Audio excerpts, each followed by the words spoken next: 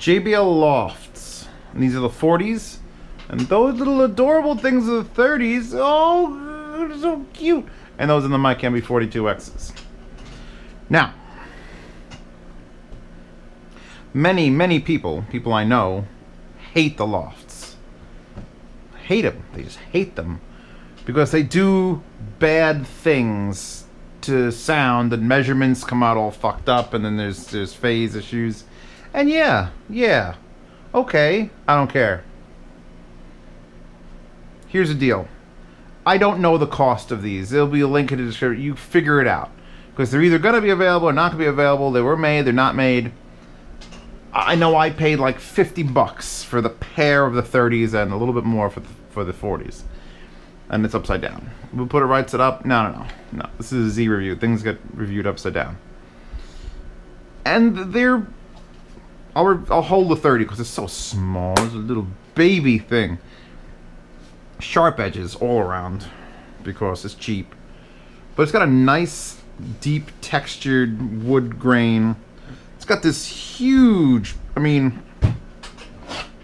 Here's the MB42X. Look at the tweeter size that we're dealing with here. The differentiation of that. So, oh, and also, MB42X is a 4-inch. Loft 30 is a 4-inch. Those are the same size driver. This has a thicker surround and a bigger tweeter and a tinier... It's actually a deeper box. Look, box, depth. It's a deeper box, shorter. I believe it's narrower, too. Yeah, it's much narrower. So this is a tiny little cutie pie. Cutie pie. Power handle 100 watts, impedance 8 ohms, made in the People's Republic of China, blah, blah, blah. Now, so 4-inch mica, 4-inch Loft 30, that's a 5 1/4. And this box is more along the lines of competing with the MB42X. I mean, it's bigger. I'll turn it right side up for you people. So it's a bigger speaker, but it's got the exact same tweeter with a 5 1/4 here. Now, those Cantos are 5 1/4. Those TIAC H265s are 5 1/4. Fuck, those JBL Studio 530s are 5 1/4. Ignore mess. So the fact that they shoved a driver that big, and this is the same as like a Vanuatu, usually like 5 1/4 is when you start getting into not small speakers. Yeah, this is still a small speaker. It doesn't weigh much. It actually weighs more because I have the wires, the Z wires plugged in there. But back to why people like them and don't like them. See, the MB42Xs here have a crossover built in. Yeah, I've showed a video of installing that crossover and the upgrading of that crossover. And that will fix where this speaker makes highs and this speaker makes lows, and there's a crossover. There's literally a crossover where this should stop making highs and this should not make any lows. And these are the cheapy-cheaps, and they don't have that. All they have is a capacitor that sits probably on the tweeter that prevents it from trying to reproduce low frequencies, but these will just cut off naturally because I physically can't move fast enough to make highs. So like the original MB42s, non-Xs, that's what these are like. That's why they're so cheap. Take away a whole circuit board full of stuff and things get cheap. But are they bad? I enjoy the hell out of them. See, that's the thing.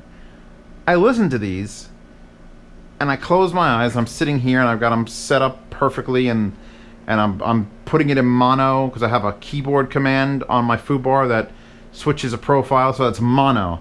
And I adjust the speakers so that there's a perfect stereo image. Oh, it's right there. Someone's singing, then I switch it back to stereo, and then instruments, and it sounds fucking great. Sounds a lot better than any equivalent, you know, clip PC speakers. Or now, so we're talking about these are the most entry level speakers. These things here are like, I want cheaper speakers than this. Go to hell. That's what I would tell someone. I'd say look at the Kobo S's, and if you want cheaper speakers than that, go straight to hell in a handbasket. I don't know how that would work. I guess it would be a big... I don't know. Point of this review is to tell you that I like the Lofts. I like the Lofts. I do. And you could all hate me. People who hate the Lofts are now going to watch this and just dislike and downvote, whatever they got to do.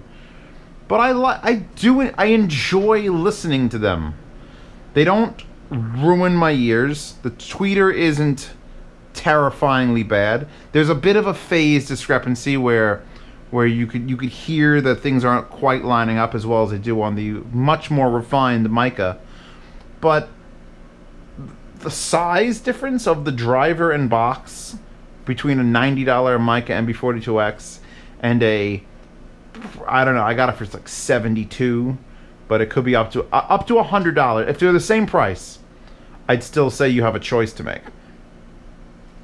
because these are more refined. They are smaller. Are they prettier? Beauty's in the eye of the beholder. The tweeter here does amazingly wide things. Things happen out there. Where I sat down with the MB42Xs and I adjusted it, and I had a perfect image, stereo image of vocals right in the middle. Like, great. And then left, and then center, and then right, and then center. There wasn't much here, though. So when I talk about headphones, it's soundstage and imaging. Soundstage is things that sound like they're happening far, like, away. And imaging is what I describe as what happens between your ears, between the speakers in this case. So I was listening to music with the MB42Xs, and a perfect center image. And then nothing would happen here, and then it would happen at the speakers. Now, moving back a little bit, fix that. You start spreading it out. But that's the sign that, those 530s, when I sit right in front of them, one of the reasons they're the best near-field monitor speakers ever in the whole world is when you listen to something, it can happen at any increment in millimeters across your face, just all of them.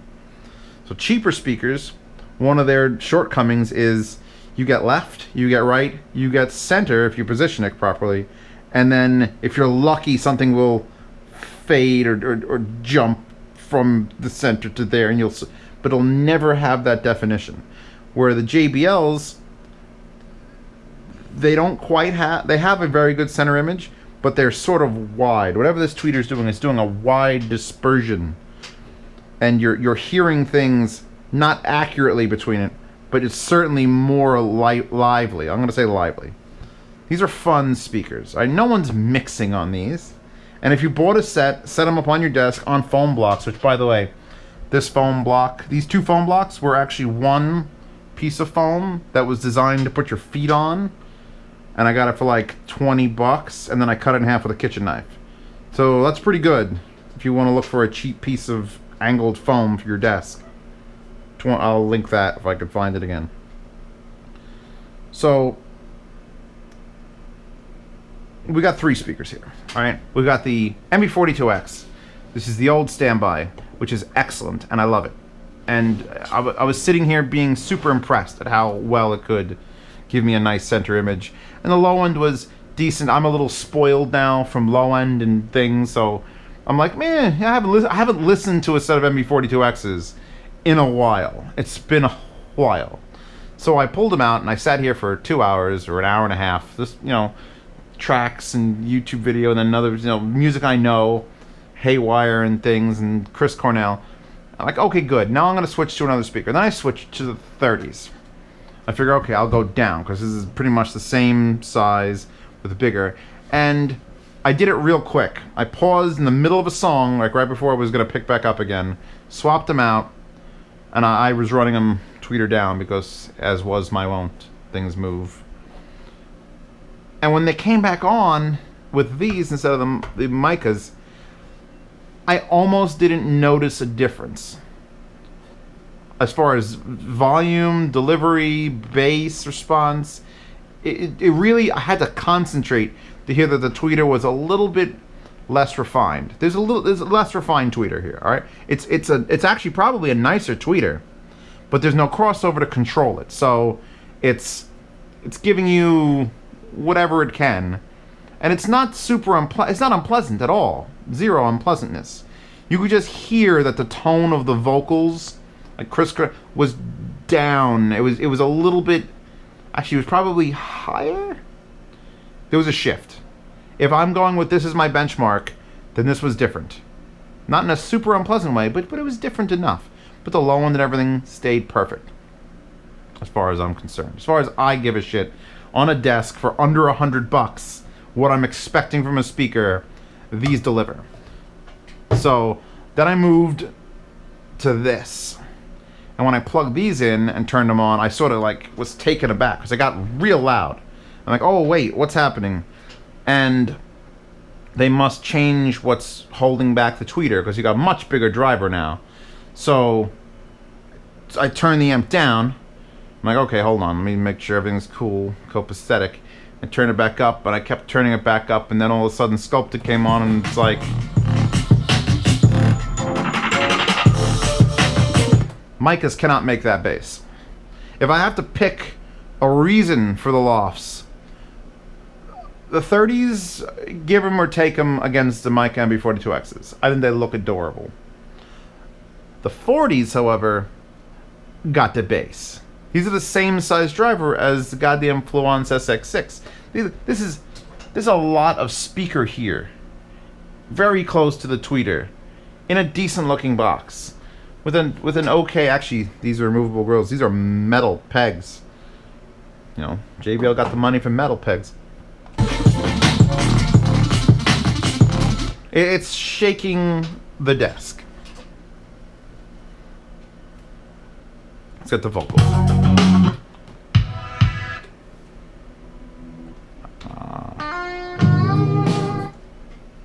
I can hear that it's not precision. It's not as, I don't want to say dull and lifeless like the MB42X. MB42Xs are great speakers. These are crazy speakers. They're not worse, they're more exciting. If you don't care about absolutely flat linear response and 100% accurate phasing, by all means, pick up a set of the Loft 40s. Because for their size and what they're doing, let's jump ahead in Birdie Nom Nom's Homosexuality. If you don't have a track on your playlist named Homosexuality, you're a homophobe.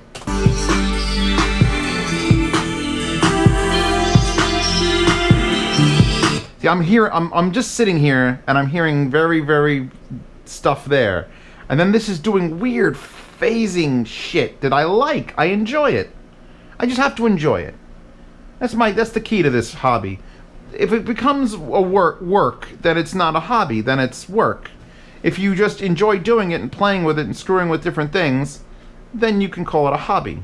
When you get way too serious about something, that's when the problems start. No Beatles.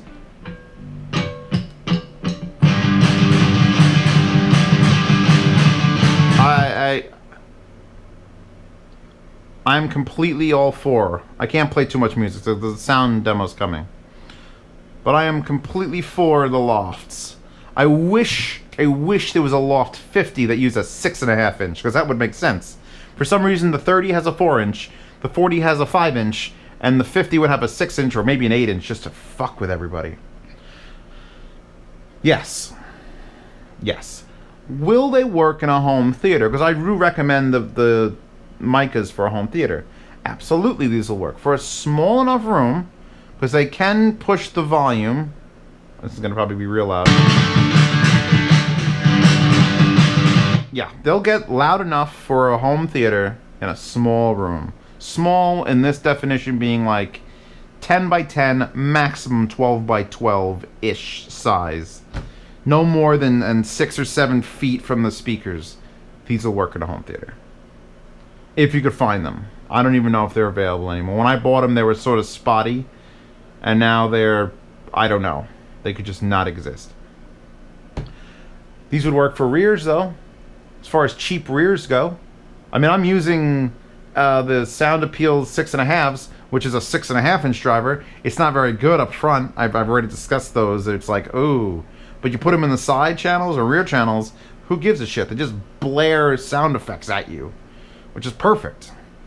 And these, since I like these here on a desk, then they'll absolutely work for movies and music in a home theater. Cheap home theater. We're talking about a cheap one. There'll be no matching center. They'll be back to that setup, and I will stick by this. If you have to use a center, because you don't have to.